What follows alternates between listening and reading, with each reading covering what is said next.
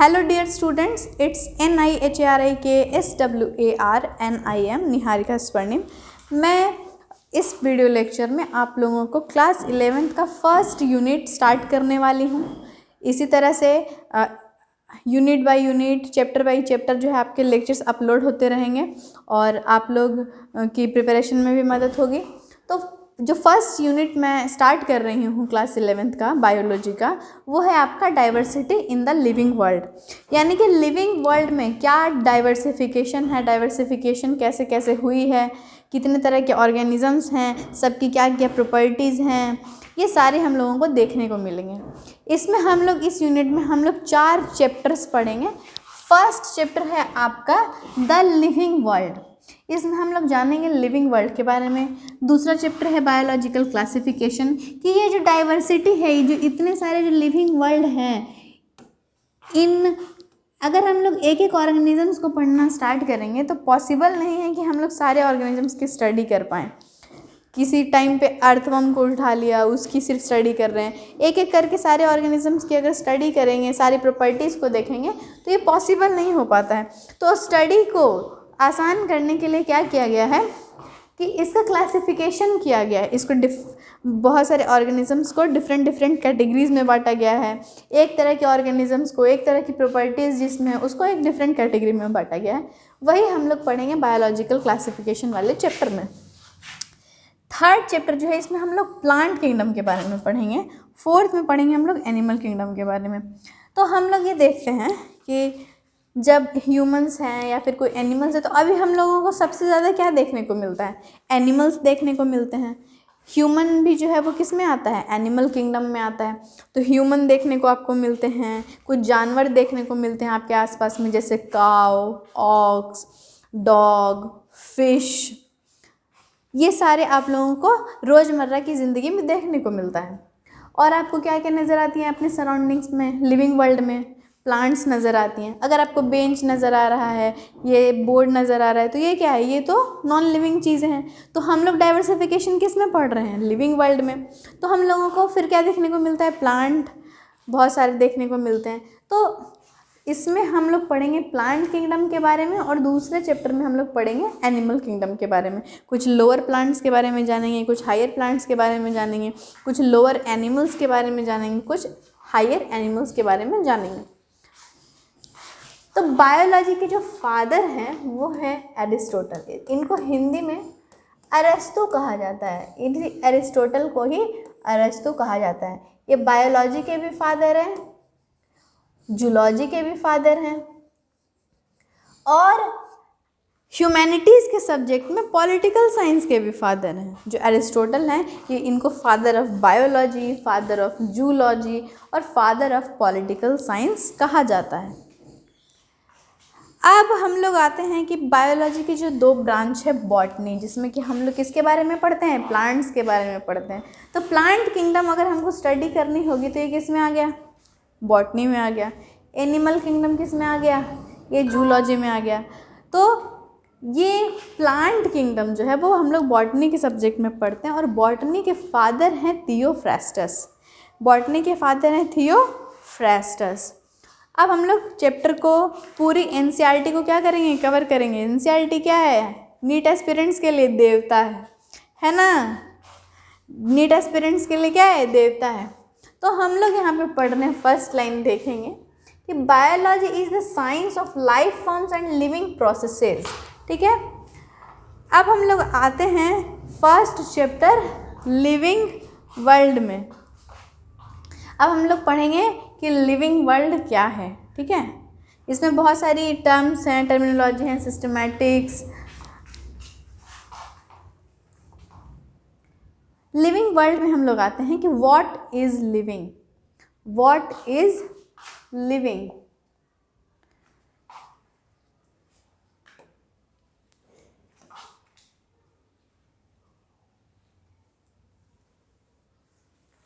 हम लोग पढ़ेंगे कि what is living.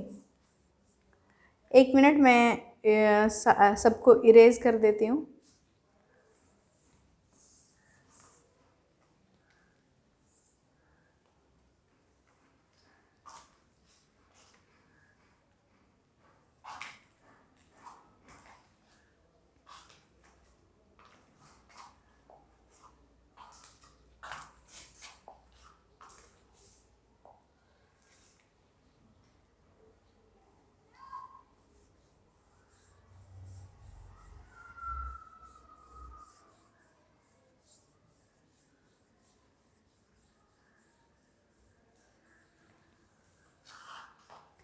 First chapter है आपका द लिविंग वर्ल्ड। इसमें हम लोग पढ़ेंगे कि व्हाट इज़ लिविंग, फिर पढ़ेंगे diversity in the living world, फिर टैक्सोनॉमिक कैटेगरीज पढ़ेंगे, फिर टैक्सोनॉमिकल एड्स पढ़ेंगे। अब कह रहे हैं कि how wonderful is the living world. ये जो लिविंग वर्ल्ड है वो कितना आश्चर्यजनक है। इसमें बहुत सारी ऐसी चीज़ें हैं जिसको आप देखते हैं तो वंडर करते हैं कि ये बर्ड कैसे है, ये ट्रीज़, ये ह्यूमन, ये इतने सारे एनिमल्स। तो हम लोग इसमें पढ़ेंगे कि आखिर लिविंग है क्या, व्हाट इज़ लिविंग। और ये जो लिविंग वर्ल्ड है इसकी डाइवर्सिफिकेशन कैसे हुई है, इसमें कौन कौन से टैक्सोनॉमिक कैटेगरीज हैं, यानी कि इसको कितनी कैटेगरीज में बांटा गया है इस लिविंग वर्ल्ड को, और उसकी स्पेसिफिकेशन क्या क्या हैं, और टैक्सोनॉमिकल एड्स कौन कौन से हैं। तो ये अब हम लोग देखेंगे कि अब हम लोग लिविंग के बारे में जानेंगे कि कौन कौन से जो कैरेक्टरिस्टिक हैं या क्या क्या डिफाइनिंग फीचर हैं जो लिविंग ऑर्गेनिजम्स को क्या करती हैं, डिफ़ाइन करती हैं। तो जो एनसीईआरटी है वो आपको कुछ कैरेक्टर्स प्रोवाइड कर रहा है, जिसको कि वो बोल रहा है कि कुछ जो है वो कैरेक्टरिस्टिक फीचर हैं और कुछ जो है वो डिफाइनिंग फीचर्स हैं। तो इसके पहले जो मैंने लेक्चर अपलोड किया है उसमें आप लोगों को ये कैरेक्टरिस्टिक फ़ीचर और डिफाइनिंग फ़ीचर के बारे में बताया है अच्छे से। मैं इसको फिर से रिपीट कर देती हूँ कि जो कैरेक्टरिस्टिक फ़ीचर है, तो यहाँ पे लिखा है all organisms grow, increase in mass and increase in number of individuals are twin characteristic of growth. तो अब यहाँ पे हम लोग ग्रोथ के बारे में पढ़ रहे हैं। तो ग्रोथ जो है वो आपका कैरेक्टरिस्टिक फीचर है लिविंग ऑर्गेनिज्म का। ये एक कैरेक्टरिस्टिक फीचर है। ये कह रहा है कि जो सारे लिविंग ऑर्गेनिजम्स है वो ग्रो कर रहे हैं। तो लिविंग ऑर्गेनिजम्स भी ग्रो करते हैं और नॉन लिविंग ऑर्गेनिजम्स भी ग्रो करते हैं। तो ग्रोथ का क्या मतलब हुआ कि उसके मास में इंक्रीमेंट या उसके नंबर में इंक्रीमेंट। तो क्या यूनिसेलर ऑर्गेनिज्म ग्रो करते हैं? हाँ, यूनिसेलर ऑर्गेनिज्म भी ग्रो करते हैं। तो यूनिसेलर ऑर्गेनिज्म जब ग्रो करते हैं तो वो सेल डिवीज़न करते हैं। तो हम लोग कह सकते हैं उसके केस में कि cell division is synonymous to cell growth. Unicellular organism के केस में हम लोग कह सकते हैं कि cell division is synonymous to cell growth. वो क्योंकि वो ग्रो कर रहा है और अपने आप को डिवाइड भी कर रहा है, तो सेल डिवीज़न का भी प्रोसेस कर रहा है और ग्रोथ भी कर रहा है। तो इंक्रीज इन मास और इंक्रीज इन नंबर को हम लोग बोलेंगे कि ये ग्रोथ है। ये जो है वो ट्विन कैरेक्टरिस्टिक है ग्रोथ का। ये ट्विन कैरेक्टरिस्टिक है किसका? ग्रोथ का। तो ये जो है एक तरह का कैरेक्टरिस्टिक फीचर है। ये एक तरह का कैरेक्टरिस्टिक फीचर है जिससे कि हम लोग ये डिफाइन नहीं कर सकते हैं। ये नॉन डिफाइनिंग प्रॉपर्टी है क्योंकि ये जो है वो नॉन लिविंग में भी हो रही है। अब नॉन लिविंग में कैसे हो रही है? तो ग्रोथ के बारे में जानेंगे कि जो ग्रोथ है वो 2 टाइप्स ऑफ ग्रोथ है। There are 2 types of growth. पहला है आपके इंट्रिंसिक टाइप ऑफ ग्रोथ और दूसरा है एक्सट्रिंसिक टाइप ऑफ ग्रोथ। तो इंट्रिंसिक टाइप ऑफ ग्रोथ जो है वो इनसाइड ऑफ द बॉडी होती है। जो इंट्रिंसिक टाइप ऑफ ग्रोथ है वो इनसाइड ऑफ द बॉडी होती है, और जो एक्सट्रिंसिक ग्रोथ है वो बाहर में उसके एक्यूमुलेशन से होता है। वो क्या होता है? एक्यूमुलेशन से। वो हो रहा है आपके एक्यूमुलेशन से, किसी एक्सटर्नल ऑब्जेक्ट के एक्यूमुलेशन से जो हो रहा है उसको हम लोग बोलते हैं एक्सट्रिंसिक ग्रोथ। तो इंट्रिंसिक ग्रोथ है जो अंदर से आ रहा है, इनसाइड ऑफ द बॉडी से आ रहा है। जैसे ह्यूमन बीइंग ग्रो कर रहा है तो वो कौन सा टाइप का ग्रोथ है? वो है आपका इंट्रिंसिक ग्रोथ। और एक्सट्रिंसिक ग्रोथ यानी कि माउंटेन्स हैं, एबायोटिक कंपोनेंट्स जो हैं, उसमें माउंटेन जो था वो छोटा था, वो फिर बड़ा हो गया, तो उसमें क्या हो रहा है? एक्यूमुलेशन ऑफ द ऑब्जेक्ट हो रहा है। एक्यूमुलेशन, बाहर की चीज़ें उसमें क्या कर रही हैं? एक्यूमुलेट कर रही हैं, और वो जो ग्रोथ है वो एक्सट्रिंसिक ग्रोथ है। तो ग्रोथ तो दोनों में हो रहा है, लिविंग में भी हो रहा है और नॉन लिविंग में भी हो रहा है। तो ये जो है वो नॉन डिफाइनिंग प्रॉपर्टी, इसको हम लोग डिफाइनिंग प्रॉपर्टी नहीं कह सकते हैं। अब जैसे कि हम लोग ग्रोथ के बारे में जाने कि ग्रोथ जो है वो प्लांट्स में कैसा ग्रोथ होता है, तो इनडिटर्मिनेट ग्रोथ होता है, और एनिमल्स में कैसा ग्रोथ होता है, ह्यूमंस में कैसा ग्रोथ होता है। तो ये डिटर्मिनेट ग्रोथ होता है, यानी कि हम लोगों की जो ग्रोथ है वो एक टाइम पे क्या कर जाती है, रुक जाती है, लेकिन ग्रोथ तो हो रहा है, डिटर्मिनेट हो रहा है लेकिन ग्रोथ तो हो रहा है। और प्लांट्स में क्या होता है, इनडिटर्मिनेट ग्रोथ, वो लाइफ टाइम तक क्या करती रहती हैं, ग्रो करती हैं। तो दैट इज़ इनडिटर्मिनेट ग्रोथ और डिटर्मिनेट ग्रोथ, लेकिन ग्रोथ तो हो रहा है, चाहे डिटर्मिनेट हो या इनडिटर्मिनेट हो। तो ग्रोथ जो है प्रॉपर्टी है वो आपको लिविंग में भी देखने को मिल रही है, नॉन लिविंग में भी देखने को मिल रही है। जैसे कि आप यहाँ पे देख सकते हैं कि एनसीईआरटी की लाइन में मेंशन किया है यहाँ पे कि माउंटेन्स में, बॉर्डर्स में, सैंड माउंट्स में ये क्या करते हैं, ये भी ग्रो करते हैं, ये भी क्या करते हैं, ग्रो करते हैं। ठीक है, तो माउंटेन भी ग्रो कर रहा है, बॉर्डर्स भी ग्रो कर रहा है, सैंड माउंट्स भी ग्रो कर रहा है। ठीक है, तो ये एबायोटिक कंपोनेंट्स हैं, ये नॉन लिविंग चीज़ें हैं, तो ये भी क्या कर रहा है, ग्रो कर रहा है। तो क्या हम लोग बोलेंगे इसको, growth is the non defining feature या फिर कैरेक्टरिस्टिक फीचर। ये देखने को मिलता है लेकिन नॉन डिफाइनिंग प्रॉपर्टी है। ठीक है, अब इसके बाद हम लोग आते हैं रिप्रोडक्शन में। रिप्रोडक्शन जो है वो कैसा प्रॉपर्टी है, आप बताइए मुझे कमेंट करके, रिप्रोडक्शन कैसी प्रॉपर्टी है लिविंग की, कैरेक्टरिस्टिक प्रॉपर्टी है या डिफाइनिंग प्रॉपर्टी है। तो जो रिप्रोडक्शन है ये यहाँ पे लिखा है, मेंशन किया है एकदम साफ साफ शब्दों में कि ये कैरेक्टरिस्टिक फीचर है लिविंग ऑर्गेनिज्म का।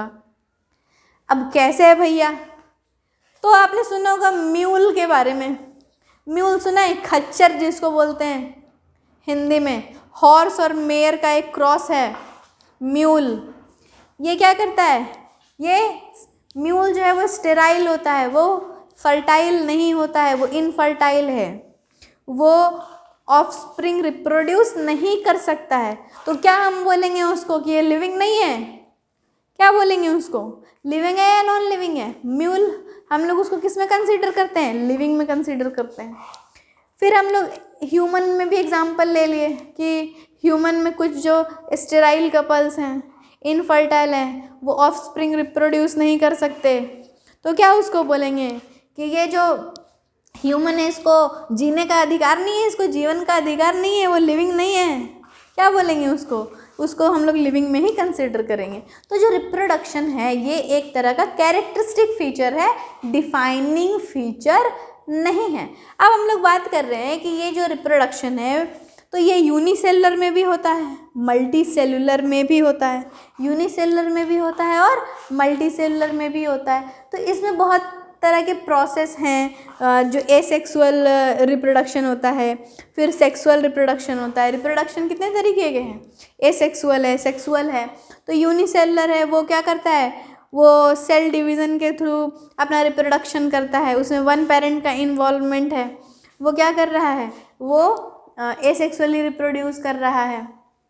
ठीक है, अब सेक्सुअल रिप्रोडक्शन में आ गए तो ह्यूमन क्या करते हैं, सेक्सुअली रिप्रोड्यूस करते हैं। ठीक है, तो रिप्रोडक्शन जो है वो दो टाइप की है, वो अलग अलग तरीके से जो अलग अलग ऑर्गेनिज्म है वो क्या करते हैं, रिप्रोड्यूस करते हैं। अब यहाँ पे एक एग्जांपल आपका लिखा है प्लानेरिया, आपको पता होगा प्लानेरिया किस में आता है, फ्लैट वर्म्स। फ्लैट वर्म्स किसका एग्जांपल है, क्लास 11th में आप लोगों ने पढ़ा होगा, कमेंट करके बताइए फटाफट। प्लानेरिया, फ्लैट वर्म्स किसका एग्जांपल है, प्लैटीहेल्मिन्थेस का।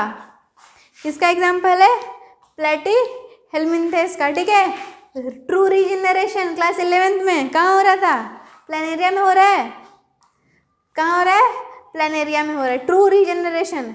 एक ऐसा स्ट्रक्चर देखा होगा कभी आपने, 9th 10th क्लास की बुक में देखा होगा, ऐसे यूँ ऐसे स्ट्रक्चर था एक, जिसमें इसकी बॉडी जब हाफ डिवाइड हो जा रही थी तो ये एक ऐसे ही ये अपना स्ट्रक्चर पूरा कर ले रहा था, और ये नीचे का जो स्ट्रक्चर है ये भी अपने आप को क्या कर ले रहा था, पूरा कर ले रहा था। तो ये एक स्ट्रक्चर से ये डिवाइड करके कितने स्ट्रक्चर बना दिए इसने, 2 डॉटर सेल्स रिप्रोड्यूस कर दिए, 2 प्लानेरिया नया आ गया। ठीक है, तो ये जो है तो ट्रू रीजनरेशन किस में हो रहा था, प्लानेरिया में हो रहा था। ठीक है, अब इसमें और भी कुछ एग्जांपल्स हैं जो कि हम लोग देख लेते हैं। अब इसमें लिखा है, एक और एग्जांपल आपको बताऊं मैं, ईस्ट और हाइड्रा। ईस्ट में क्या हो रहा है, बडिंग होता है, हाइड्रा में क्या होता है, बडिंग होता है। इसमें हाइड्रा में देखा होगा आपने ऐसे यूँ स्ट्रक्चर है, यहाँ पे एक एक्सटर्नल बर्ड आ गया, ठीक है। ये जो बर्ड है वो नया हाइड्रा बन जाता है।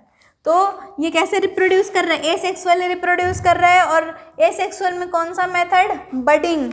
ईस्ट में भी क्या होता है, कौन सा प्रोसेस, बाइनरी फिजन होता है, मल्टीपल फिजन होता है, बडिंग होता है, क्या होता है, ईस्ट में होता है बडिंग। हाइड्रा में भी बडिंग के प्रोसेस से होती है, ठीक है।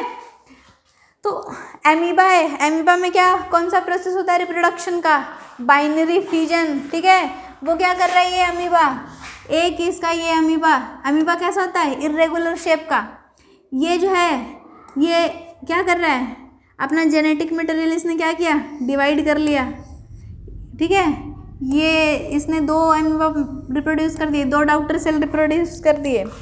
अब ये बताइए कि जो इसके सेल्स हैं इसको डाउटर सेल्स ही क्यों बोला जा रहा है, सन सेल्स क्यों नहीं बोला जा रहा। क्यों हम लोग एसेक्सुअल रिप्रोडक्शन की जब बात करते हैं तो जो सेल डिवाइड कर रहे हैं अमीबा, बाइनरी फिजन, कौन सा प्रोसेस कर रहा है ये, बाइनरी फिजन, ठीक है। ये कौन सा प्रोसेस कर रहा है, बाइनरी फिजन। तो ये बाइनरी फिजन जो कर रहा है, ये 2 डॉटर सेल्स जो इसके डिवाइड हुए, इसको डॉटर सेल्स क्यों बोला गया, सन सेल्स क्यों नहीं बोला गया। तो आपने ह्यूमंस में भी देखा होगा, मोस्टली आपने सब में देखा होगा कि जो फीमेल है वही क्या करती हैं, रिप्रोडक्शन का प्रोसेस करती हैं। तो जो प्रोजनी है, जो ऑफस्प्रिंग है, वो ऑफस्प्रिंग जो है, जो बर्थ ले रहा है वो किससे मोस्टली लेता है, फीमेल से। तो इसीलिए यहाँ पे डॉटर सेल्स का हम लोग यूज़ करते हैं, सन सेल्स का यूज़ नहीं करते हैं। अब यहाँ पे कुछ चीज़ें और हैं आप लोगों को पढ़ने के लिए, जैसे कि यहाँ पे देख लिया म्यूल्स, ठीक है, स्टेराइल वर्कर बीज, इनफर्टाइल ह्यूमन कपल्स। अब हम लोग म्यूल्स के बारे में समझते हैं आप लोग। म्यूल्स जो है वो, इसी को हम लोग बोलते हैं खच्चर, जो हॉर्स और मेयर का क्या है, एक क्रॉस है, ठीक है। वर्कर बीज के बारे में बात करते हैं। तो जब आप बी के बारे में पढ़ते हैं तो एक जो मधुमक्खी का छत्ता है, कौन सा छत्ता है, एक मधुमक्खी का छत्ता है। तो उस मधुमक्खी के छत्ते में कौन कौन रहता है, वर्कर कौन कौन रहता है उसमें रहती है वर्कर बी। कौन रहती है, वर्कर बी। एक होती है क्वीन, एक कौन है, रानी है उसकी, क्वीन। और एक होता है ड्रोन, ठीक है। ये जो ड्रोन है वो कैसे भी है, मेल भी, ठीक है। ड्रोन जो है वो मेल भी है, वर्कर भी क्या है, फीमेल ही है। क्वीन कितनी होती है, एक मधुमक्खी के छत्ते में एक ही होती है। वो जब क्वीन जब ये बूढ़ी हो जाएगी, जब ये प्रोसेस नहीं कर पाएगी, तब जाके एक नई क्वीन उसमें आएगी। तो क्वीन हमेशा कितनी होती है, एक ही होती है। ये वर्कर बीज जो हैं ये क्या काम करती हैं, ये खाना ढूंढ के लाने का काम करती हैं, खाना लाने का काम करती हैं। और ये जो क्वीन है यही जो है वो क्या करती है, रिप्रोडक्शन करती है इसमें, ठीक है। तो यहाँ पे दे रखा है ना कि जो नहीं रिप्रोड्यूस करते हैं, तो नहीं रिप्रोड्यूस करते हैं, कौन नहीं रिप्रोड्यूस करता है, तो ये वर्कर बीज जो हैं वो रिप्रोड्यूस नहीं करती हैं, ठीक है। क्वीन जो है उसमें एक कुछ ऐसा सब्सटेंस पूरे छत्ते में छोड़ती है, रिलीज़ करती है, जिसके वजह से जो है ये बाकी की जो बीज हैं वो क्या रिप्रोडक्शन का प्रोसेस नहीं कर सकती हैं, सिर्फ क्वीन ही करती है, ठीक है। तो इसमें एक एक्सेप्शन भी आपने पढ़ा होगा कि ये जो ड्रोन्स होते हैं तो कुछ जो है जब क्वीन रिप्रोड्यूस करती है तो ये क्या करती है, एक बार जितने भी जो मेल गैमीट है वो इसके पास होती हैं, फिर ये जो इसके जो एग होते हैं वो धीरे धीरे क्या करती है, उसको फर्टिलाइज करती है और कंटिन्यूअसली क्या करती है, रिप्रोड्यूस करती है। तो जो ड्रोन है इसमें जो मेल भी है वो क्या करता है, वो अपना गैमेट डोनेट किया और उसके बाद उसकी क्या हो जाती है, डेथ हो जाती है। उसके बाद उसकी क्या हो जाती है, डेथ हो जाती है। तो वो जो सारा सब्सटेंस वो रिलीज़ किया, उसके बाद ये इसने क्या कर लिया, बी ने इकट्ठा कर लिया उस मेल गैमेट को। अब एग के साथ क्या कर रही है, वो फ्यूज़ करके उसको क्या कर रही है, रिप्रोड्यूस कर रही है। तो बहुत सारी क्या हो रही हैं, मक्खियाँ बन रही हैं, नहीं बहुत सारी बीज बन रही हैं। अब एक टाइम पे ऐसा होता है कि वो जो है वो वैसे ही पड़ा है उसका गैमेट और जो एग है, तो वो फर्टाइल नहीं होता है, फर्टिलाइज नहीं हो पाता है, फ्यूज़ नहीं हो पाता है। तो जो वही अनफर्टिलाइज्ड एग है, जो कौन सा एग है, अनफर्टिलाइज्ड एग है, यही अनफर्टिलाइज्ड एग जो होता है ये सेल डिवीज़न का प्रोसेस करता है। तो यहाँ पे ये मियोसिस नहीं करता है, क्योंकि ये जो अनफर्टिलाइज्ड एग है ये हैप्लॉइड कंडीशन में होता है। यहाँ पे जो गैमेट था और जो एग है, जो मेल गैमेट है और जो एग है बी का, वो दोनों है एन कंडीशन का, एन और एन कंडीशन का। तो ये मिल के क्या कर रहा है, 2n कंडीशन बना रहा है। तो यहाँ पे म्यूसिस हो रहा है, लेकिन यहाँ पे म्यूसिस नहीं होगा, ये है हैप्लॉइड कंडीशन में। तो ये जो अनफर्टिलाइज्ड एग है यही डिवाइड करके क्या करता है, एक बी बनाता है। यही मोस्टली जो है वो मेल करते हैं, लेकिन ये जो प्रोसेस फॉलो करता है वो माइटोसिस फॉलो करता है। ठीक है, ये तो n है, अगर ये इसमें भी म्यूसिस कर लेगा तो n/2 हो जाएगा, तो ये कोई कंडीशन फॉलो होगी ही नहीं। तो ये कौन से प्रोसेस से बनाता है, जो ऑफस्प्रिंग रिप्रोड्यूस कर रहा है वो ये करेगा माइटोसिस के प्रोसेस से। ये करेगा किसके प्रोसेस से, माइटोसिस के प्रोसेस से ये रिप्रोड्यूस करेगा। तो ये एक तरह से किस तरीके से रिप्रोड्यूस कर रहा है, तो यूनिसेलुलर ऑर्गेनिज्म जैसे रिप्रोड्यूस करते हैं एसेक्सुअली, उसी तरह से ये जो बी है, ये जो बी का जो अनफर्टाइल एग है ये भी किस तरीके से रिप्रोड्यूस कर रहा है, एसेक्सुअली रिप्रोड्यूस कर रहा है। ठीक है, अब इसमें कुछ और चीज़ें हैं जो हम लोग देख लेते हैं कि एक तो हमने इसमें देखा। अब हम लोग आते हैं मेटाबॉलिज्म में। अब हम लोग आते हैं, रिप्रोडक्शन देख लिया कि रिप्रोडक्शन कैसी प्रोसेस है, एक कैरेक्टरिस्टिक प्रोसेस है। इसमें आपने म्यूज के बारे में जान लिया, स्टेराइल वर्कर भी इसके बारे में जान लिया। इनफर्टाइल ह्यूमन कपल्स, यानी कि वैसे ह्यूमन कपल जो रिप्रोड्यूस नहीं कर सकते हैं, रिप्रोडक्शन का प्रोसेस नहीं कर सकते हैं, इनफर्टाइल हैं, तो उसमें आ गई ये। तो ये सारे एग्जाम्पल्स आपने देख लिया है कि कौन है क्या है। ठीक है, अब हम लोग आते हैं मेटाबॉलिज्म में। अब हम लोग देखेंगे कि मेटाबॉलिज्म क्या है, ये कैरेक्टरिस्टिक फीचर है या डिफाइनिंग फीचर है। ठीक है, चलिए मेटाबॉलिज्म की स्लाइड में आते हैं हम लोग।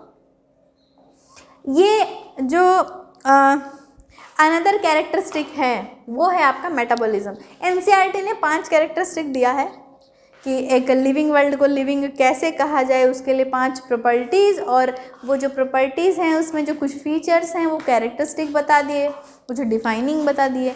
तो हम लोग आते हैं मेटाबॉलिज्म में। मेटाबॉलिज्म जो है वो एक तरह का कैरेक्टरिस्टिक फीचर है या डिफाइनिंग फीचर है। ठीक है, तो यहाँ पे लिखा है कि another characteristic feature of life is metabolism. जो जितने भी लिविंग ऑर्गेनिजम्स हैं वो केमिकल्स के बने हुए हैं। किसके बने हुए हैं, मेड ऑफ केमिकल्स। ये जो केमिकल्स हैं वो स्मॉल भी हो सकते हैं, बिग भी हो सकते हैं, या फिर वेरियस क्लास और साइज से भी बिलोंग कर सकते हैं। और ये जो है कॉन्स्टेंटली क्या कर रहे हैं, बन रहे हैं, फिर दूसरे बायोमोलिक्यूल्स में चेंज हो रहे हैं, टूट रहे हैं, बन रहे हैं। तो ये जितने भी वाइटल रिएक्शंस आपकी बॉडी में हो रहे हैं, जितने भी vital reactions, the sum total of all vital reaction is known as metabolism. जितने भी रिएक्शन हो रहे हैं, चाहे वो डिस्ट्रक्टिव प्रोसेसेस के हों या कंस्ट्रक्टिव प्रोसेसेस के हों, तो ये सारे जो है वो किस में आते हैं, आपके मेटाबॉलिज्म में आते हैं। अब हम लोग जानते हैं कि जो मेटाबॉलिज्म के जो कुछ प्रोसेस हैं, तो कुछ जो है वो कंस्ट्रक्टिव हैं और कुछ जो है वो क्या है, डिस्ट्रक्टिव है। तो जो डिस्ट्रक्टिव प्रोसेसेस हैं उसको हम लोग बोलते हैं कैटाबॉलिज्म, और जो कंस्ट्रक्टिव प्रोसेस है उसको हम लोग नाम देते हैं एनाबॉलिक प्रोसेस या एनाबॉलिज्म के बारे में। ठीक है, चलिए अब हम लोग आते हैं किस में, अब हम लोग आते हैं अब हम लोग आ रहे हैं कंससनेस में और सेलुलर ऑर्गेनाइजेशन में। कंससनेस और सेलुलर ऑर्गेनाइजेशन में। ठीक है, एक बार मैं इसको इरेज कर रही हूँ थोड़ा अच्छे से। कंससनेस और सेलुलर ऑर्गेनाइजेशन में। चलिए आप सुनते चलेंगे कि कॉन्शसनेस क्या है, सेलुलर ऑर्गेनाइजेशन क्या है, ठीक है। कॉन्शसनेस के बारे में अगर हम लोग बात करें, मान लीजिए कि क्लास में 20 लड़के बैठे हैं, अचानक से एक लड़की की एंट्री हो गई, सारे लड़के क्या करेंगे, देख रहे हैं उसको, कह रहे यार एक लड़की आ रही है, एंट्री कर रही है। इसको हम लोग बोलते हैं कॉन्शसनेस। इसको क्या बोलते हैं, कॉन्शसनेस। कि आप क्या कर रहे हैं, रिस्पॉन्ड कर रहे हैं, आप कुछ जो है फील कर पा रहे हैं, आप कॉन्शस हैं, ठीक है। किसी ने आपको एक थप्पड़ मार दिया, आपको फील हुआ अरे यार ये इसने तो मुझे थप्पड़ मार दिया, तो ये क्या है, कॉन्शसनेस है, ठीक है। तो ये जो कॉन्शसनेस है वो भी दो तरीके का होता है। एक हो गया आपका सेल्फ कॉन्शसनेस और एक सिर्फ जिसको कि हम लोग कॉन्शसनेस बोलते हैं, ठीक है।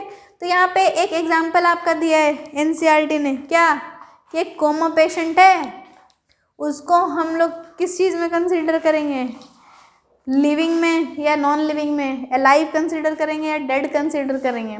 तो जो कोमा पेशेंट है उसके जो सारी प्रॉपर्टीज़ हैं, जो बॉडी की लाइफ प्रोसेसेस हैं वो चल रही हैं। डाइजेशन का प्रोसेस हो गया, रेस्पायरेशन का प्रोसेस हो गया, वो क्या कर रहा है, रेस्पायरेशन कर रहा है, लेकिन उसका हार्ट काम कर रहा है, लेकिन वो क्या कर रहा है, रिस्पॉन्ड नहीं कर पा रहा है, उसमें सेल्फ कॉन्शसनेस जो है वो प्रेजेंट नहीं होता है, ठीक है। तो अब यहाँ पे लिखा है कि all organisms handle chemicals entering their bodies, all organisms therefore are aware of their surroundings। जितने भी एनिमल्स हैं, जितने भी लिविंग ऑर्गेनिज्म हैं वो अवेयर हैं किसके, अपने सराउंडिंग्स के। इसी को human being is the only organism who is aware of himself. तो ह्यूमन में कैसा है, ह्यूमन में सेल्फ कॉन्शसनेस पाया जाता है, लेकिन यही ह्यूमन बीइंग जब कोमा पेशेंट हो, अगर कोमा पेशेंट हो तो उसमें सेल्फ कॉन्शसनेस पाया जाता है। तो ये एक तरह का जो कॉन्शसनेस है ये डिफाइनिंग प्रॉपर्टी है लिविंग ऑर्गेनिजम्स की, ठीक है। तो हम लोग यहाँ पे कहते हैं, सिंपल सा फंडा अगर हम लोग जान लें कि कुछ ऐसे ऑर्गेनिजम्स, मतलब कुछ ऐसी प्रॉपर्टीज़ जिसमें एक्सेप्शंस ना हो, तो उसको हम लोग क्या बोलते हैं, डिफाइनिंग प्रॉपर्टीज़ बोलते हैं। और ऐसी प्रॉपर्टीज़ जिसमें एक्सेप्शंस पाए जाते हों, जैसे कि हमने रिप्रोडक्शन का प्रोसेस देखा, उसमें स्टेराइल कपल देखने को मिल रहे थे, स्टेराइल वर्कर बी देखने को मिला, फिर स्टेराइल म्यूल देखने को मिला। तो ये सारी जो चीज़ें थी तो वो हम लोगों को पता चला कि क्या है, एक्सेप्शंस थे उसमें। तो उसको हम लोग बोलेंगे कि जिसमें एक्सेप्शंस हैं, तो एक्सेप्शंस जिसमें है उसमें कहेंगे कि वो कैरेक्टरिस्टिक फीचर है, और जिसमें एक्सेप्शंस नहीं पाए जाते हैं वो एक तरह का डिफाइनिंग फीचर है। अब हम लोग आते हैं इसके पहले एक प्रॉपर्टी है, कौन सा, cellular organisation of the body. Cellular organisation, कौन सा, सेल्यूलर ऑर्गेनाइजेशन। आपने बहुत बार मतलब क्लास 6 to 10 तक जब भी आपने पढ़ा हो, 11th में पढ़ा हो, जब भी बायोलॉजी स्टार्ट की हो, तो सेल चैप्टर तो आपने पढ़ा ही पढ़ा होगा, और हमेशा ये पता चला होगा cell is the structural and fundamental unit of life. Cell is the structural and fundamental unit of life, यानी कि जो सेल है वो क्या है, लाइफ की यूनिट है। तो इसका मतलब ये हो गया कि सेलुलर ऑर्गेनाइजेशन किसी भी लिविंग ऑर्गेनिज्म के लिए होना बहुत ज़रूरी है, चाहे वो 1 सेल का बना हो, 2 सेल का बना हो, 4 सेल का बना हो, लेकिन उसमें सेलुलर ऑर्गेनाइजेशन होना चाहिए, वो सेल्स का बना होना चाहिए। तब वो क्या करेगा, लिविंग प्रॉपर्टी को शो करेगा। लिविंग वर्ल्ड का जो यूनिट है वो क्या है, सेल है। एक लिविंग बॉडी का यूनिट क्या है, सेल है, ठीक है। Cell is the structural and fundamental unit of life. तो सेलुलर ऑर्गेनाइजेशन का होना बहुत ज़रूरी है। एक यूनिसेलुलर ऑब्जेक्ट है, मान सकते हैं कि, तो ये मान लीजिए कि ये अमीबा है, ये क्या है, यूनिसेलुलर। इसमें क्या हो रहा है, सारा जो प्रोसेस है, लिविंग लाइफ प्रोसेस जो है वो एक ही सेल में कर रहा है, ठीक है, एक ही सेल में क्या कर रहा है, परफॉर्म कर रहा है। मल्टी सेलुलर ऑर्गेनिज्म में आ गए, ठीक है, पोरीफेरा में आ गए आप, ठीक है, पोरीफेरा में आ गए, तो पोरीफेरा क्या कर रहा है, ऑस्टिया ऑस्कुलम पढ़ा होगा आपने क्लास 11th में, वो प्रोसेस कर रहा है उससे। तो मल्टी सेलुलर हो या यूनिसेलुलर हो, सेलुलर ऑर्गेनाइजेशन का होना ज़रूरी है किसी भी लिविंग ऑर्गेनिज्म के लिए। तो ये सेलुलर ऑर्गेनाइजेशन है वो एक कैसा फीचर है, डिफाइनिंग फीचर है। कैसा फीचर है, एक डिफाइनिंग फीचर है, ठीक है। तो यहाँ पे देख सकते हैं यूनिसेलुलर हो या मल्टी सेलुलर हो, ठीक है। All plants, animals, fungi, microbes exhibit metabolism, ये तो आपका मेटाबॉलिज्म का हो गया। अब यहाँ पे हम लोग आते हैं कि यहाँ पे सेल का होना बहुत ज़रूरी है, सेलुलर ऑर्गेनाइजेशन का होना बहुत ही ज़रूरी है, ठीक है। अब इसके बाद का प्रोसेस था कंसिस्टेंस, जो हम लोगों ने कर लिया।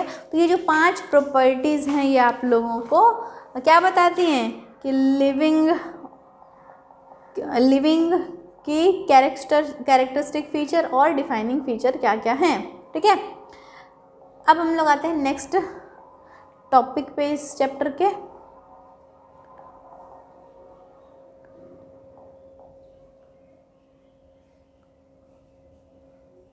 थोड़ा इसको छोटा करेंगे।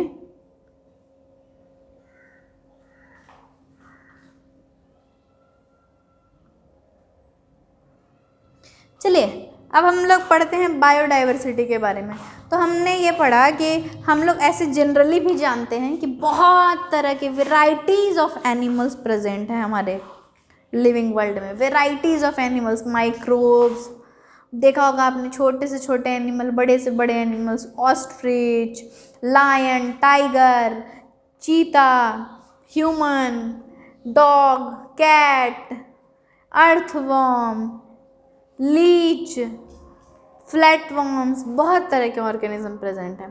तो ये जो इसका जो लिविंग वर्ल्ड जितनों को हम अभी जानते हैं, बहुत सारे तो ऐसे हैं जिनको अभी हम जानते ही नहीं, उनसे हमारा परिचय ही नहीं हुआ। तो ये कहते हैं कि जो the number of species that are known and described range between 1.7 million to 1.8 million, यानी कि 1.7 टू 1.8 मिलियन स्पेसीज ऐसे हैं जो कि नोन हैं, ठीक है। तो ये जो है इन्हीं को हम लोग बोलते हैं बायोडाइवर्सिटी। बायो का मतलब लिविंग और डाइवर्सिटी का मतलब डाइवर्सिफिकेशन, डिफरेंस, वेराइटीज़। तो जो लिविंग की वेराइटीज़ हैं 1.7 मिलियन टू 1.8 मिलियन, इसी को हम लोग बोलते हैं बायोडाइवर्सिटी, ठीक है। यानी कि इसको हम एक और शब्दों में कह सकते हैं कि the number and types of organism, the number and types of organism present on earth is known as biodiversity, ठीक है। अब हम लोग देखते हैं कि ये जो बायोडाइवर्सिटी है इसमें हम लोगों को और क्या क्या पढ़ना है, जैसे कि नोमेनक्लेचर, आइडेंटिफिकेशन, ठीक है। किसी भी स्लाइड चेंज, किसी भी, और जब हम लोग बात करते हैं बायोडाइवर्सिटी की, तो अब बायोडाइवर्सिटी की हम लोग बात करें तो किसी ऑर्गेनिज्म को हमने देखा, अगर हमने एक ऑर्गेनिज्म को देखा तो उसका स्ट्रक्चर हम देखते हैं, फिर हमें लगता है कि यार ये तो गाय है, ठीक है। तो अगर हम उस गाय को पालते हैं या फिर ऐसे रखते हैं तो किसी का नाम रख दिया भूरी, किसी का नाम रख दिया कुछ, ठीक है। तो इसी तरह से हम लोग एक एग्जांपल के तौर पर हमने समझा कि कोई ह्यूमन है, हमने उसका शक्ल देखा, फिर उसका नाम पहचान लिया कि हाँ भाई इसका नाम क्या है, सूर्यांश है, इसका नाम क्या है, वैभव है, इसका नाम क्या है, पिंकी है, ठीक है। तो इस तरह से हमने नाम देख लिया, तो उसको हम लोग नामांकरण जो होता है, किसी भी ह्यूमन का भी बर्थ होता है तो उसके बाद पता होगा आपको एक नामांकरण संस्कार होता है, नामांकरण संस्कार होता है, नामकरण संस्कार होता है। तो उसका जो नामकरण हुआ उसी को हम लोग बोलते हैं नोमेनक्लेचर। और किसी को हमने पहचानते हैं कि भाई हाँ ये जो है वो क्या है, कौन है, ये पिंकी है, ये कौन है, सरिता है, तो उसको हम लोग बोलते हैं क्या, आइडेंटिफिकेशन, और उसका जो नेम है उसी को हम लोग बोलते हैं नोमेनक्लेचर। तो ये हमने आसान भाषा में समझा, अब हम इसको बायोलॉजी के फील्ड में समझेंगे कि आखिर ये है क्या, ठीक है। अब जैसे कि बहुत सारी चीज़ें जिसका एक कॉमन नेम होता है, जैसे कि हमने मान लिया कि एक स्टूडेंट है, उसका बाहर का जो नाम है वो है श्वेता, और उसका जो घर का नाम है, उसको जो घर में कोई गोलू बुला रहा है, कोई नीली बुला रहा है, कोई श्रेया बुला रहा है, मतलब उसको कॉमन नेम्स जो हैं उसके अलग अलग, उसके मामा कुछ और बुला रहे, उसके चाचा कुछ और बुला रहे, उसकी दीदी कुछ और बुला रही, उसके मम्मी कुछ और बुला रही, ठीक है। लेकिन उसका जो और बाहर में किसी एक नाम से, पूरे कॉलेज में कुछ किसी एक नाम से जानी जाती है, यानी कि उसका एक एकेडमिक नेम है, एक ऑफिशियल नेम है, ठीक है। तो कोई भी लिविंग ऑर्गेनिज्म हो उसका एक बहुत जहाँ वो पाया जाता है तो एक कॉमन नेम होता है, और एक उसको इसीलिए साइंटिफिक नेम प्रोवाइड किया गया ताकि उसको वर्ल्ड वाइड एक ही नाम से जाना जा सके, ठीक है। तो यहाँ पे देखेंगे हम लोग कि probably you would recognize the confusion that would be created if we did not find ways and means to talk to each other to refer to organism we are talking about, ठीक है। अब यहाँ पे देखेंगे कि एक standardise naming है living organism का, एक पर्टिकुलर ऑर्गेनिज्म का, जिसको कि पूरे वर्ल्ड वाइड में ओवर द वर्ल्ड एक सेम नाम से जाना जाता है। उसी प्रोसेस को हम लोग बोलते हैं नॉमेनक्लेचर। जैसे कि उसको जो साइंटिफिक नेम उसका प्रोवाइड करना, दैट इज नॉमेनक्लेचर, ठीक है। अब यहाँ पे कह रहा है ऑब्वियसली नॉमेनक्लेचर और नेमिंग इज ओनली पॉसिबल, किसी भी व्यक्ति का नाम देना तभी पॉसिबल है जब वो हमें पता हो ये जो ऑर्गेनिज्म है ये जो है वो किससे अटैच्ड है, ठीक है। उसका नाम जब वो किससे अटैच्ड है, जैसे कि आपने टाइटल्स देखा होगा, जैसे मेरा नाम देख लीजिए निहारिका स्वर्णिम, ठीक है। तो मैं किसकी बेटी हूँ, ठीक है, मैं किससे अटैच्ड हूँ, किस फैमिली से अटैच्ड हूँ, उस हिसाब से क्या होता है नामांकरण होता है, नामकरण होता है, नॉमेनक्लेचर। तो वही कह रहा है यहाँ पे कि नॉमेनक्लेचर जैसे हमने किया वर्ल्ड वाइड में सेम नाम से जाना जाता है, तो पहले तो हम लोग देखेंगे करेक्टली ये डिस्क्राइब होना चाहिए कि वो जो है वो किससे अटैच्ड है, ठीक है। इसको हम लोग बोलते हैं आइडेंटिफिकेशन, ठीक है, इसको हम लोग बोलते हैं आइडेंटिफिकेशन, ठीक है। तो दो प्रोसेस आपने यहाँ पे पढ़ा, पहला है नॉमेनक्लेचर, दूसरा है आइडेंटिफिकेशन, ठीक है।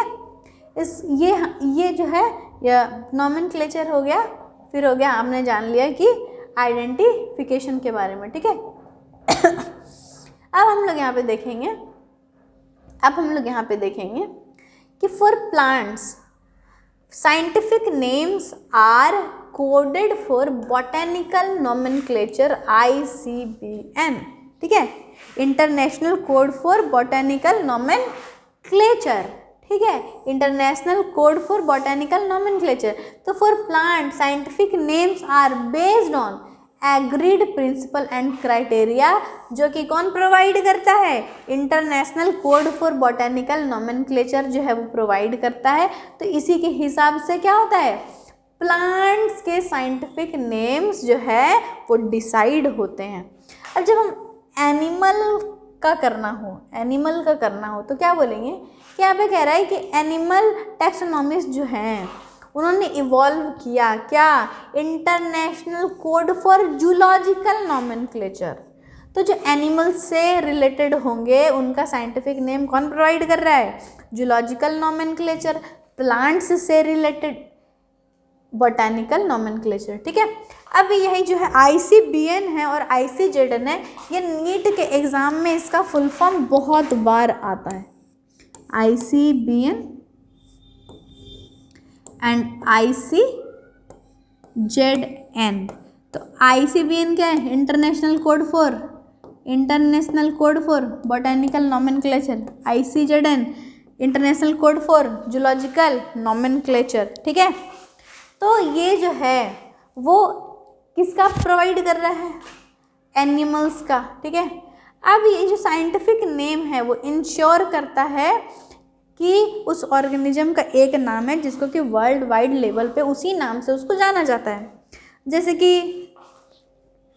हमने देखा एक प्लांट है माइमोसा पुटिका, जिसका कि साइंटिफिक नेम है माइमोसा पुटिका, उसको हम लोग टच मी नॉट प्लांट बोलते हैं, ठीक है। और उसको ऐसे कॉमन भाषा में हम लोग बोलते हैं छुई मुई प्लांट। कौन सा प्लांट बोलते हैं? छुई मुई। तो एक ऐसा प्लांट हो सकता है, उसको और भी जगहों पे अलग अलग नाम से बोला जाता हो, लेकिन उसका साइंटिफिक नेम जब हम बोलते हैं माइमोसा पुटिका, तो पूरे वर्ल्ड वाइड में जो उसका नाम है वो बिल्कुल सेम हो जाता है। ठीक है, तो अब हम लोग यही कह रहे हैं कि इसका मतलब है कि उसको पूरे वर्ल्ड वाइड में, any part of the world, London हो, इंडिया हो, यूएस, यूके, कहीं पे भी, ठीक है, वो सेम नाम से जाना जाता है। ठीक है, अब हम लोग यहाँ पे बात करते हैं कि बायोलॉजिस्ट जो, अब यहाँ पे जैसे नॉमेनक्लेचर होना चाहिए, आइडेंटिफिकेशन होना चाहिए, तो अब उसके लिए प्रोसेस आया कि ये जो नॉमेनक्लेचर है वो किस हिसाब से होना चाहिए। आइडेंटिफिकेशन हो गया, अब उसका नामकरण करना है, नामकरण संस्कार करना है, तो उसके लिए घर में क्या करते हैं? पंडित वंडित बुलाते हैं। तो उसी तरीके से यहाँ पे जो है एक रूल होना चाहिए कि कैसे उसका क्या किया जाए, किसी भी ऑर्गेनिज्म का नाम दिया जाए। तो यहाँ पे लिखा है, एनसीईआरटी की लाइन बाय लाइन आपको कवर करनी है बहुत अच्छे से, कि biologist follow universally accepted principle to provide scientific names to known organisms. जो सारे नेम हैं उसमें दो कंपोनेंट्स होते हैं, जो सारे नेम हैं उसमें दो कंपोनेंट्स होते हैं। पहला जो है वो होता है द जेनरिक नेम और होता है specific epithet. The first one is generic name और दूसरा होता है स्पेसिफिक एपिथेट। दूसरा होता है स्पेसिफिक एपिथेट। ठीक है, दूसरा कौन है? स्पेसिफिक एपिथेट है। ठीक है, जेनरिक नेम और स्पेसिफिक एपिथेट है। तो अब यहाँ पे ये जो सिस्टम है इसको हम लोग बोलते हैं बायोनोमियल नोमेनक्लेचर। तो जो जेनरिक नेम है, स्पेसिफिक एपिथेट है, तो यहाँ पे हम लोग देख रहे हैं कि दो चीज़ें, 1 एंड ये 2। ठीक है, तो बाई का मतलब होता है दो, बाई का मतलब होता है दो। एकदम ध्यान से आप देखेंगे, इस बात को सुनेंगे कि बायोलॉजी में या फिर और भी सब्जेक्ट्स में आपने देखा होगा, यूनी का मतलब, यूनी या ए का मतलब होता है एक, यूनी या ए का मतलब होता है एक, बाई का मतलब और डाई का मतलब, बाई का मतलब और डाई का मतलब होता है दो। ठीक है, ट्राई का मतलब 3। तो इसी तरह से हम लोग पढ़ रहे हैं बाइनोमियल नोमेनक्लेचर, यानी कि इस नाम में कितने नेम्स होंगे? 2, बाइनोमियल नोमेनक्लेचर। तो पहला हमने क्या जाना कि होगा जेनरिक नेम और दूसरा जाना क्या कि ये होगा स्पेसिफिक एपिथेट। ठीक है, पहला नाम क्या होना चाहिए? जेनरिक नेम होना चाहिए, दूसरा स्पेसिफिक एपिथेट। तो जेनरिक नेम यानी कि उसके जीनस का नाम क्या है, स्पेसिफिक एपिथेट यानी कि वो किस स्पीशीज से बिलोंग करता है, तो ये होगा। ठीक है, अब चलिए इसको हम लोग जो पढ़ेंगे बाइनोमियल नोमेनक्लेचर, उसको एक एग्जांपल के साथ पढ़ेंगे, जिसको कि मैंजीफेरा इंडिका, मैंगो, जिसको कि हम लोग क्या बोलते हैं? आम। फलों का राजा कौन है? आम है। ठीक है, पढ़ते हैं उसी के एग्जांपल से कि बाइनोमियल नोमेनक्लेचर हम लोग कैसे करेंगे। ठीक है, तो पहले ही बार ध्यान कर लिया, एकदम ध्यान से देखना है। पहला होना चाहिए कौन सा? Generic name. दूसरा होना चाहिए specific epithet, genus name and species का नाम होना चाहिए। अब यहाँ पे कह रहे हैं कि बायोलॉजिकल नेम जो है वो जनरली किस में लिखे होते हैं? इटैलिक्स में लिखे होते हैं। किस में लिखे होते हैं? इटैलिक्स में लिखे होते हैं। क्यों? क्योंकि ये लैटिनाइज्ड हैं, ये लैटिन ओरिजिन है इनका, इसीलिए किस में लिखे होते हैं? इटैलिक्स में लिखे होते हैं। तो जो फर्स्ट वर्ड होगा बायोलॉजिकल नेम में वो रिप्रेजेंट किसको करेगा? अभी तुरंत बताया मैंने, किसको रिप्रेजेंट करेगा? जीनस को, जेनरिक नेम को रिप्रेजेंट करेगा, जीनस। ठीक है, और वहीं उसको सेकंड कंपोनेंट किसको डिनोट करेगा? तो स्पेसिफिक एपिथेट को करेगा, कौन से स्पेसीज से बिलोंग करता है उसको रिप्रेजेंट करेगा। दोनों जो वर्ड्स हैं, both the words in biological name, वो क्या होने चाहिए? जब हैंड रिटन होंगे तो उनको सेपरेटली हम लोग क्या करेंगे? अंडरलाइन करेंगे, और जब वो प्रिंट होगा तो वो इटैलिक्स में प्रिंट करेगा। तो ये उसका क्या बताता है हमें? इटैलिक ओरिजिन बताता है कि वो उसकी ओरिजिन क्या है? इटैलिक्स ओरिजिन है। जैसे कि हमने एग्जांपल यहाँ पे देखा, मैंजीफेरा इंडिका। मैंजीफेरा इंडिका, ठीक है। यहाँ पे देखा आपने, इसमें अंडरलाइन नहीं किया है, सेपरेटली अंडरलाइन नहीं किया हुआ है, ठीक है। यहाँ पे सेपरेटली अंडरलाइन है क्या? नहीं है। क्यों? क्योंकि ये प्रिंटेड है आपका इटैलिक्स में, ठीक है। मैंजीफेरा, इसमें और चीज़ें क्या है कि ये जो जीनस नेम जो डिनोट करता है, मैंजीफेरा कौन सी किसको डिनोट कर रहा है? तो फर्स्ट वर्ड हमने पढ़ा कि जेनरिक नेम को डिनोट कर रहा है, जीनस को डिनोट कर रहा है। तो इसका जो फर्स्ट लेटर होगा इस वर्ड का वो कैपिटल लेटर होगा हमेशा। और जो स्पेसिस डिनोट कर रहा है, स्पेसिफिक एपिथेट, इसका जो फर्स्ट लेटर होगा वो हमेशा ही क्या होगा? स्मॉल होगा, ठीक है। फर्स्ट लेटर जीनस का होना चाहिए स्टार्ट कैपिटल लेटर से, और जो स्पेसिफिक एपिथेट है, स्पेसिस है, उसका फर्स्ट लेटर होना चाहिए स्मॉल से, ठीक है। तो इसके एग्जांपल हमने देख लिया, मैंजीफेरा इंडिका, ठीक है। जब हम लोग मैंजीफेरा इंडिका को हैंड रिटन करेंगे, जैसे कि देख सकते हैं मैं हैंड रिटन कर रही हूँ इसको, मैंजी, क्या हो गया ये, एक मिनट, मैंजीफेरा, ठीक है, मैंजीफेरा, ठीक है, इंडिका लिख लिया मैंने। एम को किससे लिखा? Capital letter. आई किससे लिखा? Small letter. इसको हम लोग सेपरेटली अंडरलाइन करेंगे। सेपरेटली अंडरलाइन करने का मतलब यूँ नहीं कर देना ऐसे, यहाँ से यहाँ तक अंडरलाइन, ये गलती नहीं करनी है हमें। हमें क्या करना है कि जब हमने मैंजीफेरा इंडिका लिखा तो इसको सेपरेटली अंडरलाइन करना है, ये इसके लैटिन ओरिजिन को दिखाता है, ठीक है।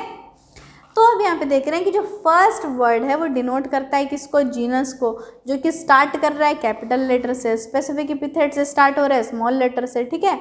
उसका एग्जांपल हमने क्या पढ़ लिया? Mangifera indica. ये किसका साइंटिफिक नेम है? मैंजीफेरा इंडिका, मैंगो का, आम का, फलों का राजा आम का, ठीक है। चलिए अब हम लोग आगे बढ़ते हैं।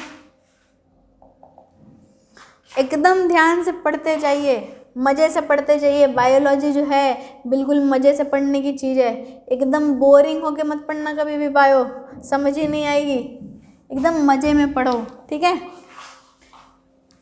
दुकान में जाओ, बोलो भाई मैंजीफेरा इंडिका दीजिए, नहीं समझ में आए भाई उसको, बोलो भैया आम दे दीजिए, मैंगो दे दीजिए, ठीक है। चलिए अब हम यहाँ पे आते हैं, यहाँ पे हमने ये पढ़ लिया, ठीक है। अब हम लोग यहाँ पे पढ़ रहे हैं कि यहाँ पे देखिए, name of the author appears the specific epithet that at the end of biological name is written in an abbreviation form Mangifera indica Linnaeus. तो अगर कोई जिसने भी उसको डिस्कवर किया है या फिर उसने किसी ने किसी को नाम दिया है, तो वो जो नेम आपका लिखा है, पहले तो जीनस का नेम होगा, फिर स्पेसीज का नेम होगा, ठीक है। उसके बाद उस साइंटिस्ट का नेम होगा, उसके बाद किसका नाम होगा? उसका साइंटिस्ट का नेम। तो साइंटिस्ट के नेम का जो फर्स्ट लेटर होगा वो भी कैपिटल होगा, ठीक है। लिन लिख दिया, यानी कि ये किसको डिनोट कर रहा है? लिनियस साहब वो डिनोट कर रहा है, ठीक है। अब इसी को अब यहाँ पे कह रहे हैं कि हम लोग यहाँ पे देख रहे हैं, अब ये पॉसिबल है किस चीज़ के लिए? क्लासिफिकेशन के लिए। तो क्लासिफिकेशन एक ऐसा प्रोसेस है, ठीक है। एक स्लाइड ऊपर करें, इसको ऊपर ऊपर ऊपर, वापस पिछले वाले पेज में, इसके पहले वाले पेज में, बस बस बस।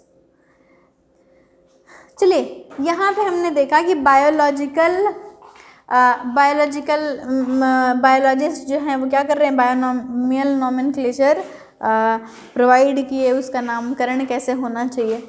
अब इसके बाद हम लोग बात करेंगे क्लासिफिकेशन के बारे में, कि आखिर क्लासिफिकेशन क्यों ज़रूरी है, ठीक है। तो क्लासिफिकेशन एक ऐसा प्रोसेस है जो हम लोगों को कन्वीनियंस प्रोवाइड करता है, सुविधा प्रोवाइड करता है, ताकि जो हम लोग है डिफरेंट टाइप्स ऑफ ऑर्गेनिज्म को अच्छे तरीके से क्या कर सकें? पढ़ सकें, ठीक है। अब हम लोग इसमें जब क्लासिफिकेशन पढ़ेंगे तो डिफरेंट टैक्सा के बारे में पढ़ेंगे, जैसे कि डिफरेंट टैक्सा के बारे में पढ़ेंगे कि अलग अलग जो हायरार्किकल कैटेगरीज़ हैं, अलग अलग जो टैक्सोनॉमिक कैटेगरीज़ हैं, उसको किस में हम लोग रिप्रेजेंट करते हैं? टैक्सोन में रिप्रेजेंट करते हैं, टैक्सा में रिप्रेजेंट करते हैं, ठीक है। चलिए हम लोग टैक्सा के बारे में पढ़ते हैं। तो यही जो क्लासिफिकेशन है, ये जो क्लासिफिकेशन है, ये जो क्लासिफिकेशन क्लासिफिकेशन जो है, इसी को हम लोग बोलते हैं the process of classification is known as taxonomy. The process of classification is known as what? Taxonomy. इसी के प्रोसेस को हम लोग टैक्सोनॉमी बोलते हैं, ठीक है। अब यहाँ पे कह रहे हैं कि कुछ एग्जाम्पल्स हैं, dogs, cats, mammals, wheat, rice, plants, animals, etc. are convenient categories we use to study organism. The scientific term for these categories is called taxa. इसको हम लोग क्या बोल रहे हैं? टैक्सा बोल रहे हैं। हर जो कैटेगरी है उसको हम लोग बोल रहे हैं टैक्सा, ठीक है। और जो प्रोसेस है क्लासिफिकेशन का, उसी को हम लोग बोल रहे हैं टैक्सोनॉमी। टैक्सोनॉमी। चलिए अब इसके बाद हम लोग फटाफट पूरा चैप्टर पढ़ेंगे। हम लोग एकदम बोर नहीं होना है, पूरा चैप्टर पढ़ना है हम लोगों को अभी, ठीक है। पूरी जोश के साथ बैठ रहिए आप लोग। चलिए अब यहाँ पे हम लोग आ रहे हैं, एक ब्रांच है जिसमें कि हम लोग क्या पढ़ते हैं? डाइवर्सिटीज़ और उसके रिलेशनशिप, जो उसके रिलेशनशिप है आपस में, उसको हम लोग बोलते हैं सिस्टमैटिक्स। जैसे कि यहाँ पे हम लोग देखेंगे कि human being were since long not only interested in knowing more about different kinds of organism and their diversities, but also the relationships among them. इसी को हम लोग बोलते हैं सिस्टमैटिक्स। ये जो वर्ड सिस्टमैटिक्स है, ये किससे डिराइव हुआ है? तो बायोलॉजी में मोस्ट ऑफ द वर्ड्स जो हैं वो लैटिन से डिराइव हुए हैं। लैटिन ओरिजिन होता है या फिर ग्रीक ओरिजिन होता है। मोस्टली आप देखेंगे पूरी की पूरी जो बायोलॉजी है उसमें मोस्टली ग्रीक और लैटिन वर्ड ओरिजिन ही प्रेजेंट है, ठीक है। अब सिस्टमैटिक्स जो है, ये वर्ड डिराइव हुआ है लैटिन वर्ड से। पहला वर्ड है आपका सिस्टेमा, ठीक है। ये सिस्टमा जो है वो क्या बताता है? एक सिस्टमैटिक अरेंजमेंट के बारे में, एक ऑर्गेनिज्म की सिस्टमैटिक अरेंजमेंट के बारे में बताता है, ठीक है। तो लीनियस साहब जो हैं, हमारे कैरोलस लीनियस साहब जो हैं, हमारे कैरोलस लीनियस बहुत ही फेमस साइंटिस्ट जो हैं, उन्होंने क्या किया है? इन्होंने ही सिस्टमा नेचर का वर्ड यूज़ किया। किसके लिए? अपने पब्लिकेशन के लिए। उन्होंने एक बुक पब्लिश करी जिसका नाम क्या था? Systema nature. इसमें इन्होंने जो इवोल्यूशनरी रिलेशनशिप्स है उसके बारे में बताया हुआ है, ठीक है। जो इवोल्यूशनरी रिलेशनशिप है अपने ऑर्गेनिज्म के अमंग, उसके बारे में उसके बारे में क्या किया है? ये बताया किया है, ठीक है। चलिए अब हम लोग पूरा का पूरा जो चैप्टर है वो नेक्स्ट वीडियो में पढ़ेंगे। आप लोग हमारे साथ जुड़े रहिए। थैंक यू बच्चों, थैंक यू सो मच।